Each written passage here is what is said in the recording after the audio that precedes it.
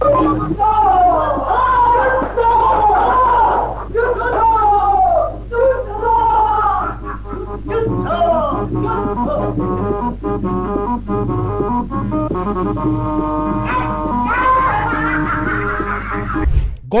22শে April পেহেলগাঁওয়ের বৈশন ভ্যালিতে সন্ত্রাসবাদী হামলায় যে ২৬ জন প্রাণ হারালেন, তারপর ৬ই মে তার জবাব দিল ভারতীয় সেনা।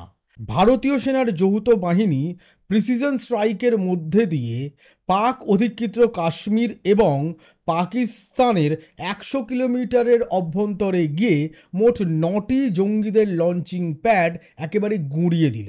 আর তারপর ৭ তারিখ থেকে শুরু হলো ক্রমশ পাকিস্তানের দিক থেকে ভারতের সীমান্ত এবং ভারতের জম্মু কাশ্মীরের মূলত পুঞ্চ এবং রাজৌরি লক্ষ্য করে মুহুর্মুহুর গোলাবর্ষণ শুরু হলো, গুলিবর্ষণ, যার জেরে তারপর এই ঘটনাকে কেন্দ্র করে ১৯ জন প্রাণ হারালেন।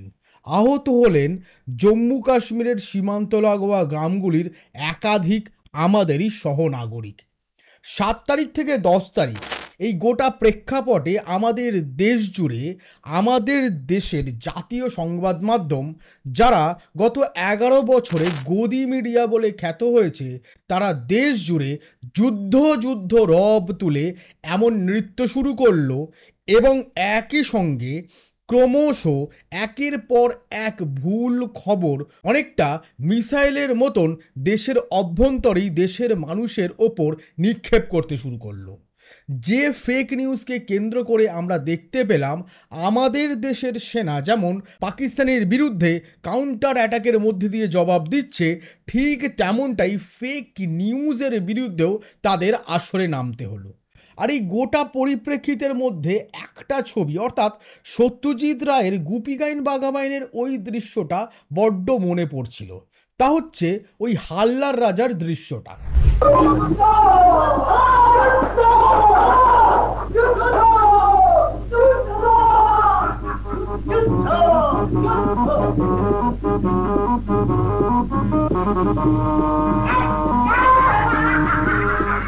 দেশ জুড়ে রাতারাতি একটা বড় অংশের মানুষের মধ্যে, মূলত যারা শহরে থাকেন অর্থাৎ এই সমতলের নাগরিক, সমস্ত সুখ সুবিধা ভোগ করেন প্রত্যেক দিন, এবং তাদের মধ্যেই সবচেয়ে বেশি এই যুদ্ধ রব উঠতে শুরু করে এবং সেই যুদ্ধ রবকে মাত্রা অতিরিক্তভাবে হাওয়া দিতে শুরু করে আমাদের দেশের গদি মিডিয়া। একদিকে যেমন ভুল খবর ছড়িয়ে, ঠিক তেমনটাই হাওয়া দিতে শুরু করে বিজেপির আইটি সেল বিভিন্ন বকলমে তৈরি করা সোশ্যাল নেটওয়ার্কের প্ল্যাটফর্মের মধ্যে দিয়ে। পাশাপাশি দেশ জুড়ে বিজেপির কর্মী সমর্থকদের দেখা যায় বিজেপির পতাকা ছেড়ে জাতীয় পতাকা নিয়ে রাস্তায় নামতে। আর এই সমগ্র পরিস্থিতির মধ্যে দেশ জুড়ে যখন একটা যুদ্ধ আবহাওয়া তৈরি হয়ে গেছে এবং কেউই ঠিক বলে উঠতে পারছে না যে সত্যি ভারত পাকিস্তান আবারও একবার সরাসরি সম্মুখ সমরে নামবে কি নামবে না, ঠিক সেই পরিস্থিতির মধ্যেই ১০ তারিখ আমেরিকার মধ্যস্থতায় শেষ পর্যন্ত ভারত পাকিস্তান একত্রিতভাবে সর্বসম্মতভাবে ফের একবার যুদ্ধবিরতির কথা ঘোষণা করল। ১০ই মে বিকাল ৫টা থেকে ভারত পাকিস্তানের মধ্যে পুরনো যুদ্ধবিরতি চুক্তিকে আরও একবার সামনে রেখেই যুদ্ধবিরতির কথা ঘোষণা করা হয়েছে এবং একই সঙ্গে বিদেশ সচিব বিক্রম মিশ্রি জানিয়েছেন আগামী সোমবার দুপুর ১২টায় ফের একবার দুই দেশের সেনা আধিকারিকেরা বৈঠকে বসতে চলেছেন। Called the Director General of Military Operations of India at 15:35 hours earlier this afternoon. It was agreed between them that both sides would stop all firing and military action on land and in the air and sea with effect from 1700 hours Indian Standard Time today. Instructions have been given on both sides to give effect to this understanding. The Directors General of Military Operations will talk again on the 12th of May at 1200 hours. Thank you. কিন্তু 7 তারিখ থেকে 10 তারিখের মধ্যে একদিকে যেখানে দেশ জুড়ে সাধারণ মানুষ মিডিয়ার দ্বারা ছড়ানো ভুল খবরে জর্জরিত, সেখান থেকে দাঁড়িয়ে আমাদের দেশের সেনা সীমান্তে প্রাণপণ লড়াই করছে। কিন্তু তারপরেও আমাদের দেশের সেনার তরফে এর সম্পূর্ণ ক্রেডিট এবারে একজনকে দেওয়া হয়নি। এই তো আপনারা সেই ভুল করছেন। আপনারা ভাবছেন গত 11 বছর ধরে সেই যে ব্যক্তিকে কথায় কথায় লোকে ধন্যবাদ জানিয়ে আসছে, তাই না? কখনো করোনায় পাবলিকের ট্যাক্সের টাকায় তৈরি করা ভ্যাকসিনের জন্য তাকে দেশের মানুষ পেট্রোল পাম্প, গ্যাস গোডাউন এবং বিভিন্ন সরকারি জায়গায় পোস্টার লাগিয়ে লাগিয়ে ধন্যবাদ জানিয়েছে। আবার কখনো আম জনগণ শিক্ষার জন্য, স্বাস্থ্যের অধিকারের জন্য তাকে ধন্যবাদ জানিয়ে আসছে। তো এইবার আপনারা কি ভেবেছেন এইবারও কি দেশের সেনা সেই মহান ব্যক্তিত্বকে, অর্থাৎ যিনি নন বায়োলজিক্যাল বলে এই 24-এর লোকসভা নির্বাচনে নিজেকে ঘোষণা করেছেন, সেই ব্যক্তিকে ধন্যবাদ জানিয়েছে? একেবারেই না। দেশের সেনা এবং একই সঙ্গে বিদেশ সচিব বিক্রম মিশ্রি গত 3 দিন ধরে, অর্থাৎ 7, 8 এবং 9 তারিখ পরপর 3টি সাংবাদিক বৈঠকে তিনি আমাদের দেশের নাগরিকদের এর অন্যতম কৃতিত্বের দাবিদার হিসাবে তুলে ধরেছেন। কেন্দ্রীয় বিদেশ সচিব বিক্রম মিশ্রি, কর্নেল সোফিয়া কুরেশি এবং উইং কমান্ডার ভূমিকা সিং, এই 3 জন একযোগে আমাদের দেশে, যেখানে একদিকে সেনা একত্রিত হয়ে পাকিস্তানের বিরুদ্ধে পাকিস্তানের কাউন্টার অ্যাটাক রোকার জন্য রাত দিন এক করে সীমান্তে তাদের কাজ চালিয়ে যাচ্ছে, যেখানে S-400-এর মদতে পাকিস্তান থেকে উড়ে আসা একের পর এক মিসাইল এবং ড্রোনকে ছত্রভঙ্গ করতে সফলভাবে সমর্থ হচ্ছে ভারতীয় সেনা, সেখান থেকে দাঁড়িয়ে ভারতীয় সেনা এই ক্রেডিটটা সম্পূর্ণ নিজেদের কাঁধে না রেখে এই ক্রেডিটের একটা সবচেয়ে বড় অংশ তুলে দিল দেশের জনগণের কাঁধে। ভারতীয় সেনার তরফে এবং বিদেশ সচিব বিক্রম মিশ্রি এর জন্য দফায় দফায় আমাদের দেশের সাম্প্রদায়িক সম্প্রীতির জন্যে দেশের মানুষকে শুভেচ্ছা জানিয়েছেন। পাশাপাশি তিনি স্পষ্ট বলেছেন এর ক্রেডিট দেশের মানুষের।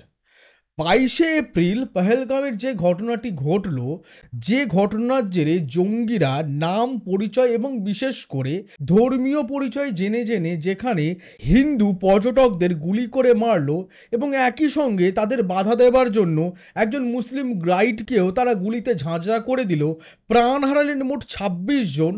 তারপর দেশ জুড়ে আপামর জনগণের মধ্যে যেমন এর একটা প্রতিশোধ নিতেই হবে এই দাবি উঠেছিল, ঠিক তেমনটাই দেশ জুড়ে আরেকটা আশঙ্কা প্রবল হয়েছিল। তা হচ্ছে দেশ আবারও হয়তো একটা ভাতৃঘাতী দাঙ্গার মুখোমুখি দাঁড়াতে চলেছে। কিন্তু সেই আশঙ্কাকে 100% বিফল করে দেয় দেশের মানুষ। 22শে এপ্রিলের ঘটনার পর আপনাদের হয়তো মনে আছে, আমাদের দেশের জাতীয় সংবাদ মাধ্যমগুলি যারা গত 11 বছরে নিজেদের গদি মিডিয়া হিসাবে মানুষের কাছে বিপুল পর্যায়ে পরিচিত করেছে, একই সঙ্গে আমাদের রাজ্যের বাংলা সংবাদ মাধ্যম যেগুলি গত 3 বছরে চূড়ান্ত গদি মিডিয়ায় পরিণত হয়েছে, তারা একযোগে কিভাবে সাম্প্রদায়িক উস্কানিমূলক বক্তব্য লাইভ টেলিভিশন চ্যানেলে দাঁড়িয়ে দাঁড়িয়ে বা কখনো লাফিয়ে লাফিয়ে ঝাঁপিয়ে ঝাঁপিয়ে দিন রাত উস্কানি দিয়ে গেছে। ঠিক যেমনটা রিপাবলিক বাংলার অ্যাঙ্কার ময়ূক রঞ্জন ঘোষকে আমরা দেখেছি কিসের কুসুম করে এমন চেঁচাতে শুরু করেছিল, মনে হচ্ছে যেন ময়ূক জন্মের পর থেকে ওর বাবা মা হয়তো ময়ূককে ডিম কুসুম ছাড়াই খাইয়েছিল, তাই জন্য ময়ূক খুঁজে বেড়াচ্ছিল কিসের কুসুম। কিন্তু 6 তারিখ যখন ভারতীয় সেনার যৌথ বাহিনী প্রিসিশন স্ট্রাইকের দ্বারা পাক অধিকৃত কাশ্মীর এবং পাকিস্তানের 100 কিলোমিটার অভ্যন্তরে গিয়ে জঙ্গিদের ঘাঁটি ধরে ধরে 9টি জায়গায় হামলা চালালো এবং সেই হামলার পর যখন ভারতীয় সেনার তরফে কর্নেল সোফিয়া কুরেশি এবং বায়ুসেনার তরফে উইং কমান্ডার ভূমিকা সিং এবং একই সঙ্গে কেন্দ্রীয় বিদেশ সচিব বিক্রম মিশ্রি 3 জন একসঙ্গে সাংবাদিক বৈঠক করলেন এবং সেখানে তিনি স্পষ্ট বললেন, ভারতের সীমান্তে যেমন সেনা লড়ছে ঠিক তেমনটাই ভারতের অভ্যন্তরে লড়ছে ভারতের জনগণ, দেশের নাগরিক। এই কঠিন পরিস্থিতিতে জাতি ধর্ম নির্বিশেষে সকলে আমরা ভারতীয় হিসাবে এই কঠিন পরিস্থিতির বিরুদ্ধে রুখে দাঁড়িয়েছি। বিক্রম মিশ্রি পরপর দুটি সাংবাদিক বৈঠকে স্পষ্ট বলেছিলেন যে পেহেলগাঁওয়ের ঘটনার পর সরকার আশঙ্কা করেছিল হয়তো দেশ জুড়ে সাম্প্রদায়িক হিংসা ছড়াতে পারে। এমনকি আমাদের প্রতিবেশী দেশ পাকিস্তান যখন 22শে এপ্রিল তাদের মদতপুষ্ট জঙ্গিদের পাঠিয়ে আমাদের ভূস্বর্গের পেহেলগাঁওয়ের বৈশরণ ভ্যালিতে 26 জন মানুষকে, অর্থাৎ 26 জন আমাদেরই সহনাগরিক, আমাদেরই ভাইকে হত্যা করলো, আমাদেরই বোনদের বিধবা করলো, তারপর দেশের মানুষ মনে করেছিল হয়তো এই হিন্দু মুসলিমকে সামনে রেখে আবারও একবার দাঙ্গা শুরু হতে পারে। পাকিস্তান এই চেষ্টাই করেছিল, কিন্তু আমাদের দেশের গদি মিডিয়া যেখানে সাম্প্রদায়িকতার আঁচে ক্রমশ হাওয়া দিয়েছিল, ঠিক সেই সময় আমাদের দেশের সাধারণ আপামর করদানকারী জনতা নিজেদের বুদ্ধির পরিচয় দেয়। তারা গদি মিডিয়ার উস্কানিকে দূরে সরিয়ে রেখে সকলে এক কণ্ঠে বলে উঠতে শুরু করলো, পাকিস্তান থেকে আসা মুসলিম জঙ্গিদের সঙ্গে আমাদের দেশের সহনাগরিক মুসলিমরা এক নন, তারা আমাদের দেশের সহনাগরিক, তারা আমাদের ভাই। যে ময়ূক রঞ্জন ঘোষ কিসের কুসুম বলে চিৎকার করতে শুরু করেছিল, সেই ময়ূক রঞ্জন ঘোষেরা দ্রুতই জবাব পেল। ভারত প্রমাণ করলো তারা এক বৃন্তে দুটি কুসুম, আর তাই জন্যেই তারা সাম্প্রদায়িক হিংসাকে সরিয়ে রেখে একত্রিত হয়ে একজোট হয়ে ভারতীয় হিসাবে রুখে দাঁড়ালো আমাদের দেশের এই চূড়ান্ত ক্রাইসিসের সময়, যার জেরে প্রথম দফাতেই পাকিস্তান হেরে যায়। আর সেই হারার গ্লানি থেকেই 7 তারিখ থেকে এলওসির ওপার থেকে মুহুর্মুহুর উড়ে আসতে শুরু করে আমাদের দেশের ভূখণ্ডকে লক্ষ্য করে একের পর এক সেল, মোটর এবং ড্রোন, যার জেরে জম্মু কাশ্মীরের পুঞ্চ এবং রাজৌরি সেক্টরের সীমান্তবর্তী এলাকার গ্রামগুলির একাধিক বাড়ি প্রায় নিশ্চিহ্ন হয়ে গেছে। শতাধিক মানুষ গৃহহীন, প্রাণ হারিয়েছেন 25 জনের বেশি, যার মধ্যে রয়েছেন 5 জন শিশু, রয়েছেন একাধিক নারী, সরকারি আধিকারিকদেরও প্রাণ গেছে। আর এই গোটা ঘটনার মধ্যে আমরা দেখেছি কিভাবে সমতল ভূমিতে বসবাসকারী আমাদেরই একটা অংশ যুদ্ধ বিলাসী হয়ে উঠতে শুরু করে।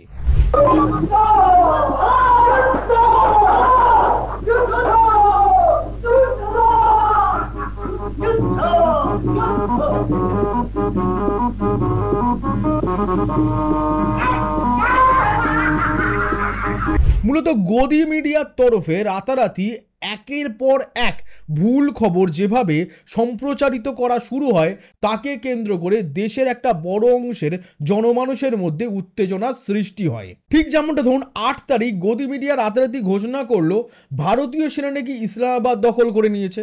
আবার কোন একটি গদি মিডিয়ার চ্যানেল সে আবার সরাসরি বলে দিল যে করাচি বন্দর নাকি পুরো গুঁড়িয়ে দিয়েছে।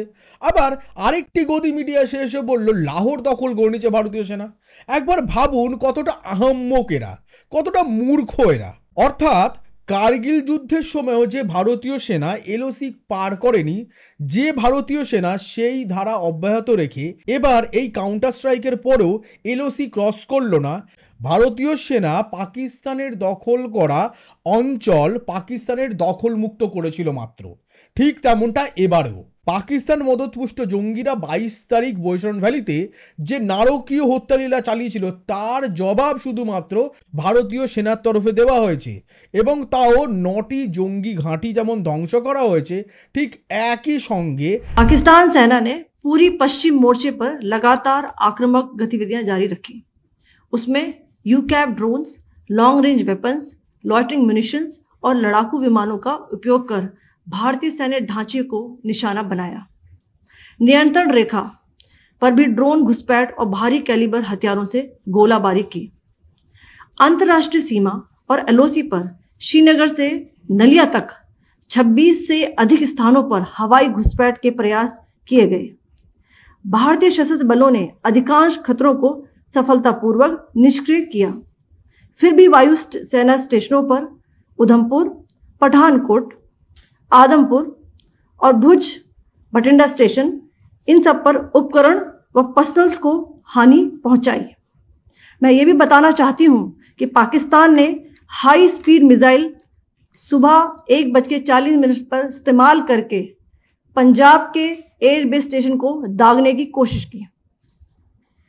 एक निंदनीय और अनप्रोफेशनल एक्ट के तहत पाकिस्तान ने श्रीनगर, अवंतीपुर और उधमपुर के वायुसेना अड्डों पर चिकित्सा केंद्र और स्कूल परिसर को निशाना भी बनाया, जिससे उसके द्वारा सिविल इंफ्रास्ट्रक्चर पर हमला करने की गैर जिम्मेदाराना प्रवृत्ति फिर उजागर हुई।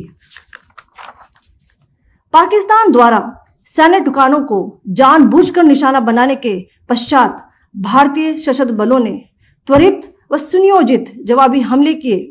Technical installations, command and control centres, radar sites और हथियार भंडार को चुनकर निशाना बनाया गया। रफीकी, मुरीद, चकलाला, रहमियार खान, सुकूर और चुनिया स्थित पाक के सैन्य ठिकानों पर एयर लॉन्च्ड सटीक हथियारों व लड़ाकू जेट से प्रहार किए गए। पसरूर स्थित रडार साइट और सियालकोट का एविएशन बेस भी प्रिसीजन एम्यूनिशन से टारगेट किए गए।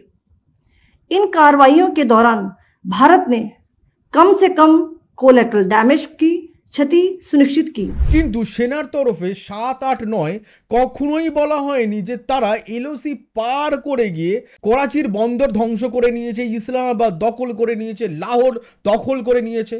অর্থাৎ ভারতীয় সংবাদ মাধ্যম এই যুদ্ধ পরিস্থিতির মধ্যে, যদিও আজ বিকাল 5টা থেকে তা যুদ্ধবিরতি ঘোষণা হয়ে গেছে, কিন্তু 7 থেকে 10 তারিখের মধ্যে যে স্বভাবে সংবাদ পরিবেশন করলো, তাতে করে একটা বিষয় বিশ্ব মানচিত্রে এবং বিশেষ করে বিশ্বের সাংবাদিকদের সামনে জলের মতো প্রমাণ করলো, আর কিছু হোক চাই না হোক ভারতীয় সংবাদ মাধ্যমগুলি যুদ্ধের সংবাদ সম্প্রচার এবং প্রকাশ করার কোনো রকম কোনো মুনশিয়ানা রাখে না। অর্থাৎ তাদের মধ্যে ন্যূনতম যুদ্ধের সংবাদ মানুষের সামনে পৌঁছে দেওয়ার ন্যূনতম শিক্ষাটুকুও তাদের কাছে নেই। আর এই মুহুর্মুহুর যেখানে আমাদের দেশের অভ্যন্তরেই গদি মিডিয়া তাদের ফেক নিউজের মিসাইল দেশের প্রান্তে প্রান্তে ফেলতে শুরু করে, ঠিক সেই সময় আসরে নামতে হয়েছিল আমাদের দেশের সেনাবাহিনীকে, বিদেশ মন্ত্রককে, প্রেস ইন্ডিয়া ব্যুরোকে। এই তিনটি সংস্থা একযোগে সোশ্যাল নেটওয়ার্কে একের পর এক খবর, অর্থাৎ গদি মিডিয়ার দ্বারা সম্প্রচারিত খবর, যা ব্রেকিং নিউজ বলে টিভির পর্দায় দফায় দফায় ভেসে উঠেছে, তার ক্লিপ ধরে ধরে তাদের বলতে হয়েছে যে খবরগুলি ভুল। মোহাম্মদ জুবেরের মতো অল্ড নিউজের কর্ণধারকে রাত দিন এক করে পড়ে থাকতে হয়েছে যে কিভাবে আমাদের দেশে সংবাদ মাধ্যম মানুষের মধ্যে একের পর এক ভুল খবর ছড়িয়ে চলেছে। অর্থাৎ 22 তারিখের পর থেকে 6 তারিখ পর্যন্ত একদিকে যেখানে এই গদি মিডিয়া কেন্দ্রীয় সরকার এবং বিশেষ করে প্রধানমন্ত্রী নরেন্দ্র মোদীর উদ্দেশ্যে একটি প্রশ্ন না করেও দেশের হিন্দু মুসলিম বিভাজনের রাজনীতিকে হাওয়া দিয়ে ক্রমশ সাম্প্রদায়িক উস্কানিমূলক বক্তব্য রেখে গেছে, সেখান থেকেই 6 তারিখে প্রিসিশন স্ট্রাইকের পর থেকেই দফায় দফায় এই গদি মিডিয়ায় যুদ্ধ যুদ্ধ বলে হাল্লার রাজার মতো শুধু রব তুলে গেছে। কিন্তু তারপর ওই গোটা ঘটনাকে কেন্দ্র করে একটি প্রশ্ন কিন্তু রয়ে গেল। তো সেই গোটা ঘটনাকে কেন্দ্র করে আমরা দেখতে পেলাম দুটি অল পার্টি মিট হলো, এবং দুটি অল পার্টি মিটেই প্রধানমন্ত্রী নরেন্দ্র মোদী উপস্থিত রইলেন না। প্রথম অল পার্টি মিটে তিনি গেছিলেন বিহারে প্রচার অভিযানে, এবং দ্বিতীয় অল পার্টি মিটিংও তিনি রইলেন না। প্রতিরক্ষামন্ত্রী রাজনাথ সিং অল পার্টি মিটিংয়ে প্রথমবার জানালেন 100 জন মতো প্রিসিশন স্ট্রাইকে পাকিস্তানের তরফে মারা গেছে, অর্থাৎ 100 জন জঙ্গি নিধন হয়েছে। কিন্তু উল্টো দিকে আবার যখন 6 তারিখ এই প্রিসিশন স্ট্রাইক হয়, তারপরেই আবার আমাদের দেশের গদি মিডিয়া দফায় দফায় একাধিক তথ্য প্রচার করতে শুরু করে। গদি মিডিয়া এমন লাফিয়ে লাফিয়ে সংখ্যা বলতে শুরু করে যেখানে সংখ্যা হাজারও ছাড়িয়ে গেছিল। কিন্তু তাহলেই প্রশ্ন হচ্ছে, একদিকে যেখানে প্রতিরক্ষা মন্ত্রী 100 জন সংখ্যা বলে, সেখান থেকেই ভারতীয় সেনার তরফে কিন্তু একটি বারের জন্য এক্স্যাক্টলি কত সংখ্যায় পাকিস্তানি জঙ্গি এই প্রিসিশন স্ট্রাইকের মারা গেছে সে বিষয়ে কোনো তথ্য দেওয়া হয়নি। যদিও ভারতীয় সেনা এদিন যে সাংবাদিক বৈঠক করে তাতে স্পষ্ট বলে পাকিস্তানের তরফে একাধিক ভুয়ো খবর ছড়ানো হয়েছে যার কোনো বাস্তব ভিত্তি নেই। কিন্তু প্রশ্ন তো একটা থেকেই যাচ্ছে, 22 তারিখের পর 10 তারিখ হয়ে গেল, এখনো পর্যন্ত আমাদের দেশের প্রধানমন্ত্রী একটি বারের জন্য সাংবাদিক বৈঠক এবারেও করলেন না। অর্থাৎ গত 11 বছর ধরে নরেন্দ্র মোদী একটিও সাংবাদিক বৈঠক দেশের মাটিতে করেনি। আমেরিকায় বাধ্য হয়ে ঠেলায় পড়ে তিনি একটি সাংবাদিক বৈঠক করেন এবং সেখানেও তার আচরণ নিয়ে যথেষ্ট প্রশ্ন ওঠে। কিন্তু পেহেলগাঁওয়ের ঘটনার পর দেশের মানুষ মনে করেছিলেন হয়তো এবার নরেন্দ্র মোদী সাংবাদিকদের মুখোমুখি হবেন, কিন্তু বিষয় হচ্ছে এবারও হলেন না। কিন্তু প্রশ্ন হচ্ছে, যেখানে গত 11 বছরে দেশের একটা বড় অংশের সংবাদ মাধ্যমই তাদেরই রাজনৈতিক দলের মদতপুষ্ট, তারই সরকারের হয়ে দিনরাত খঞ্জনি বাজাচ্ছে, তালি বাজাচ্ছে, তাহলে তিনি সংবাদ মাধ্যমকে ভয় কেন করেন? অর্থাৎ আমাদের দেশে যে গুটি কয়েক সাংবাদিক এখনো বেঁচে আছেন, তাদের প্রশ্নকে তিনি এত ভয় করেন। আর এই গোটা প্রেক্ষাপটের মধ্যে একদিকে যেখানে গদি মিডিয়া এত ফেক নিউজ মুহুর্মুহুর দেশ জুড়ে ছড়িয়ে গেছে, সেখান থেকে দাঁড়িয়েই আবার কেন্দ্র সরকারের তরফে দ্য ওয়ালের মতো সংস্থার ওয়েব পোর্টাল বন্ধ করে দেওয়া হয়। একবার ব্যাপারটা ভেবে দেখুন। কিন্তু এবার ভাবুন, আপনি প্রধানমন্ত্রী সাংবাদিক বৈঠক করার ইস্যু যদি ছেড়ে দেন, তাহলে তো প্রশ্ন থাকছে। তা হচ্ছে 22 তারিখ বৈষম্যবিরোধী যে ঘটনা ঘটে, তার পেছনে আসল সবচেয়ে বড় কারণ ছিল সুরক্ষায় গাফিলতি, যা কিন্তু প্রথম অল পার্টি মিটিংয়ে মেনেও নিয়েছেন কেন্দ্রীয় স্বরাষ্ট্রমন্ত্রী অমিত শাহ। যদিও তিনি ঢোক গিলে তা মেনেছেন, কিন্তু তা মেনেছেন। এবং সেই মেনে নেওয়ার খবরটিও কিন্তু গদি মিডিয়া বিপুল চেষ্টা করেছিল চাপা দেবার জন্য। কিন্তু সংসদ বিষয়ক মন্ত্রী কিরণ রিজিজু ওই যে বলে ফেলেছিলেন, সেই রেকর্ডটি রয়ে গেছে। তার জেরেই যেখানে এই গাফিলতির কথা স্বীকার করা হয়েছিল, সেখান থেকে দাঁড়িয়ে যদি প্রধানমন্ত্রী নরেন্দ্র মোদী দ্বিতীয়বারের অল পার্টি মিটে উপস্থিত হতেন, অর্থাৎ 6 তারিখের প্রিসিশন স্ট্রাইকের পর, তাহলে অবশ্যই তাকে এই গাফিলতির কথা নিজেকে স্বীকার করতে হতো। আর একটাই সবচেয়ে বড় সমস্যার, নরেন্দ্র মোদী নিজের গাফিলতির কথা কখনো স্বীকার করবেন না। গত 11 বছরে তাঁর সরকারের একাধিক ভুল সিদ্ধান্ত তিনি কখনো স্বীকার করেননি। আবার উল্টো দিকে রাহুল গান্ধী লোকসভার বিরোধী দলনেতা হবার পর থেকে একটা বিষয় হয়তো আপনারা খেয়াল করেছেন, লোকসভার স্পিকার ওম বিড়লা যখন প্রধানমন্ত্রী নরেন্দ্র মোদী এবং তার ক্যাবিনেটের মন্ত্রীদের এবং লোকসভার বিরোধী দলের নেতা রাহুল গান্ধী সহ অন্যান্য বিরোধী দলের নেতাদের ডেকে একটি বৈঠক করেছিলেন, সেই সময় প্রধানমন্ত্রী সেখানে উপস্থিত হয়েছিলেন এবং সেখানে কিন্তু রাহুল গান্ধী ছিলেন খোশ মেজাজে, প্রধানমন্ত্রী নরেন্দ্র মোদী এবং কেন্দ্রীয় স্বরাষ্ট্রমন্ত্রী অমিত শাহ ছিলেন বড্ড দুঃখিত। আর সেই পর্যায়ে এটা স্বাভাবিক ছিল যে অল পার্টি মিটে নরেন্দ্র মোদী উপস্থিত হবেন না। কিন্তু দেশের মানুষ এক্সপেক্ট করেছিল এই বিপর্যয়ের সময় হয়তো অল পার্টি মিটের অন্ততপক্ষে দ্বিতীয়বার নরেন্দ্র মোদী উপস্থিত হবেন, কিন্তু তিনি হলেন না। কিন্তু প্রসঙ্গ হচ্ছে, এই যে সিকিউরিটি ল্যাপসের সবচেয়ে বড় প্রশ্ন, এর উত্তর নরেন্দ্র মোদীকে এবার দিতে হবে। সংসদের বাদল অধিবেশনে কিন্তু এর ভুল স্বীকার করতেই হবে নরেন্দ্র মোদী সরকারকে, কারণ ইন্ডিয়া জোটের তরফে সংসদের অধিবেশনে এই নিয়ে কিন্তু নরেন্দ্র মোদী সরকারকে বেশ চেপে ধরা হবে। কারণ সেই অর্থে 7, 8, 9, 10 গত 4 দিন ধরে পাকিস্তানের দিক থেকে মুহুর্মুহুর মর্টার, সেল, মিসাইল, ড্রোন এবং গুলির হামলার পর, যেখানে 10 তারিখ বিকাল 5টা থেকে যুদ্ধবিরতি ফের লাগু হয়েছে এবং সোমবার আর এক দফা আলোচনারও যেখানে কথা হচ্ছে, সেখান থেকে দাঁড়িয়ে একটা বিষয় হয়তো এখন ধরে নেওয়াই যেতে পারে, আর কিছু হোক চাই না হোক যুদ্ধ হবে না। কারণ আমেরিকার তরফে 6 তারিখ ভারত যখন প্রিসিশন স্ট্রাইক করে, তারপর পাকিস্তান যখন বলে এর তারা যোগ্য জবাব দেবে, তারপরই আমেরিকার তরফে আসরে নেওয়া হয়। দুই দেশের রাষ্ট্র নেতাদের সঙ্গে এবং একই সঙ্গে সেনা আধিকারিক এবং গোয়েন্দা আধিকারিকদের সঙ্গে দফায় দফায় আমেরিকার বিভিন্ন দফতরের আধিকারিকেরা আলোচনা করেন। এমনকি ডোনাল্ড ট্রাম্প, আমেরিকার বিদেশ সচিব, তারাও দফায় দফায় দুই দেশের নেতামন্ত্রীদের সঙ্গে কথা বলেন, যার জেরেই কিন্তু 10 তারিখ বিকাল 5টা থেকে দুই দেশ পুনরায় যুদ্ধবিরতি শুরু করলো, যার ঘোষণা কিন্তু আমাদের দেশের বিদেশ সচিব বিক্রম মিশ্রি সাংবাদিক বৈঠকের আগেই ডোনাল্ড ট্রাম্প তার ট্রুথ সোশ্যাল নেটওয়ার্কে ঘোষণাও করে দেন।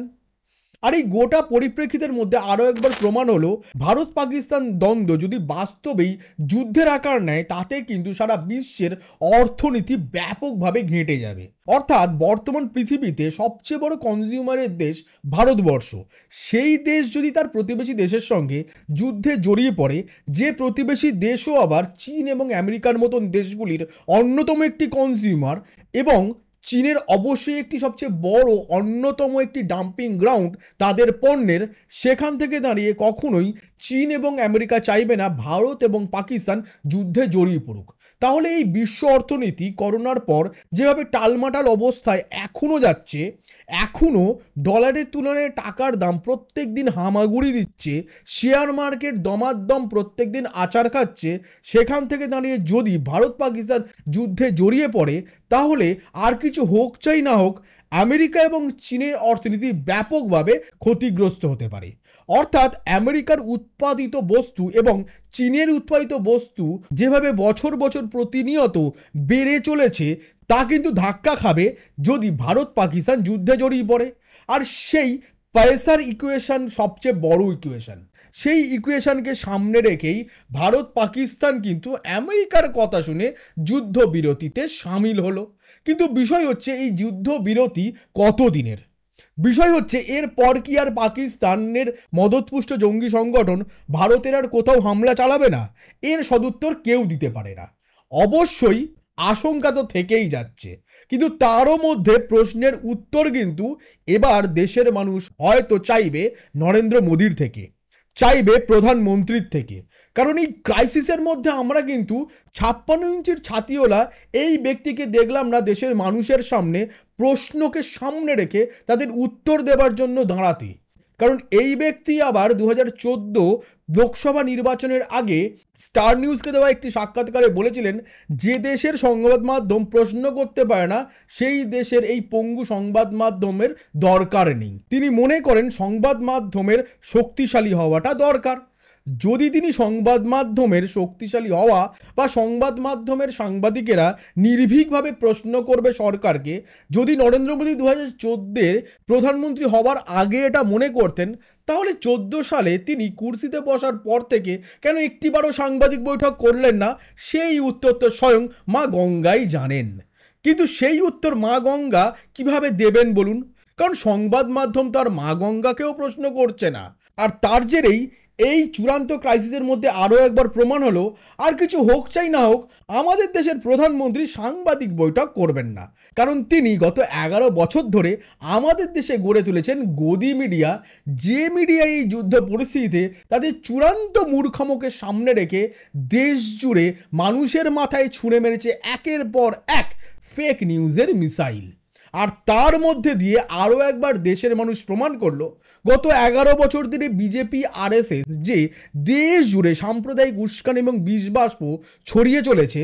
24 লোকসভা নির্বাচনের প্রচারে আমাদের দেশের প্রধানমন্ত্রী নরেন্দ্র মোদী যেখানে বলেছিলেন এক হে তো সেফ হে, আবার উত্তরপ্রদেশের মুখ্যমন্ত্রী যোগী আদিত্যনাথ বলেছিলেন কাটেঙ্গে তো বটেঙ্গে। অর্থাৎ যেখানে সরাসরি সাম্প্রদায়িক বিভাজনের রাজনীতিকে হাওয়া দিয়ে লোকসভা নির্বাচনে বিজেপি নিজের ভোট ব্যাংক ভরাবার লক্ষ্যে নেমেছিল, সেই বিজেপিও এবার জবাব পেল। প্রধানমন্ত্রী বলেছিলেন এক হে তো সেফ হে, তা কিন্তু এই যুদ্ধ পরিস্থিতিতে দেশের সকল সম্প্রদায়ের মানুষ প্রমাণ করলেন। প্রমাণ করলাম যে আমরা এক বৃন্তে দুটি কুসুম। প্রমাণ করলাম যে দেশের কোনো সংকট হলে আমরা হিন্দু মুসলিম খ্রিস্টান জৈন দেখি না, আমরা এক হয়ে ভারতীয় হিসেবে রুখে দাঁড়াই। সেখানে বিজেপি আরএসএসকে দেশের মানুষ এক তুড়িতে উড়িয়ে দেয়, পাত্তাও দেয় না নরেন্দ্র মোদীর দল বিজেপি আরএসএসকে। কারণ যে বিজেপি আরএসএস এই সময় মহান দেশভক্ত সেজে আছে, সেই বিজেপির চালক সংগঠন আরএসএস কিন্তু স্বাধীনতা আন্দোলনের সময় ব্রিটিশ প্রশাসনকেই সাহায্য করেছিল। তার ইতিহাস জল করে লেখা আছে ইতিহাসের পাতায়। আর তার জন্যই যারা বলছেন নরেন্দ্র মোদী জবাব দিতে পারে, তাদের জন্য একটা বিষয় বলতে হয়। 1971 16ই ডিসেম্বর আমাদের দেশের পূর্ব প্রান্তে গড়ে উঠেছিল একটি নতুন দেশ, যে দেশটির নাম হয় বাংলাদেশ। সেই দেশ গঠনের একটি নজিরবিহীন ঘটনা ঘটে। তা হচ্ছে দ্বিতীয় বিশ্বযুদ্ধের পর কোন একটি যুদ্ধে এত বিপুল পর্যায়ের সেনা আত্মসমর্পণ করেছিল। পাকিস্তানের 93,000 সেনা সেই দিন আত্মসমর্পণ করেছিল। সেই দিন আমাদের দেশের মহিলা এবং প্রথম মহিলা প্রধানমন্ত্রী সেই দিন ইন্দিরা গান্ধী পাকিস্তানকে দুটি ভাগে শুধু ভেঙেই দেননি, তিনি পূর্ব দিকে বাংলাদেশের মতন একটি রাষ্ট্র গঠনে সরাসরি মদত করেছিলেন। আর তাকে কেন্দ্র করে ইন্দিরা গান্ধীর শিভলরির ধারে কাছে অন্তত নরেন্দ্র মোদীর শিভলরি এখনো পৌঁছায়নি, তার বলতে মনে হয় অপেক্ষা রাখে না। কারণ সার্জিক্যাল স্ট্রাইক, বালাকোটে এয়ার স্ট্রাইক, প্রিসিশন স্ট্রাইক করা, আর ভাবুন একটা দেশে ঢুকে গিয়ে তার দেশে নতুন একটি দেশের জন্ম করিয়ে দেওয়া, দুটি সম্পূর্ণ আলাদা বিষয়। আর তার জন্যই দিনের শেষে ইন্দিরা গান্ধী আয়রন রেডি থাকবেন, আর নরেন্দ্র মোদী যদিও গদি মিডিয়ার দৌলতে 56 ইঞ্চি ছাতি পিটিয়ে বেড়ান না কেন, দিনের শেষে কিন্তু ইন্দিরা গান্ধী থাকবেন। তাকে কিন্তু সাম্প্রদায়িক উস্কানিমূলক বক্তব্য দিতে হয়নি নির্বাচনী প্রচারে, তার দলকে সাম্প্রদায়িক উস্কানিমূলক প্রোপাগান্ডা করতে হয়নি। আর এই সবের মধ্যে দিয়ে দেশের মানুষ, ভারতীয় সেনা যেখানে সীমান্তে লড়াই লড়ছিল, ঠিক সেই সময় দেশের মানুষ সাম্প্রদায়িক একতাকে দেখিয়ে ভারতীয় হিসাবে দেশের অভ্যন্তরে রুখে দাঁড়ালো, যার জন্য দেশের 140 কোটি জনগণকে আশীর্বাদ দ্য ট্রুথের তরফে স্যালুট। আর একই সঙ্গে আজকের এই এপিসোডটা আশা করি আপনাদের ভালো লেগেছে। তাই যাবার আগে বলবো, নিচে থাকা সাবস্ক্রাইব বাটনটা অবশ্যই ক্লিক করুন, পাশে থাকা বেল নোটিফিকেশনটা ক্লিক করতে ভুলবেন না। আর একই সঙ্গে নিচে থাকা কমেন্ট বক্সে লিখে যান আপনার মতামত, আর একটা লাইক করুন। আর দেখা হবে পরবর্তী এপিসোডে। ততক্ষণ দেখতে থাকুন, সঙ্গে থাকুন আশীর্বাদ দ্য ট্রুথ। আমি আশীর্বাদ, নমস্কার।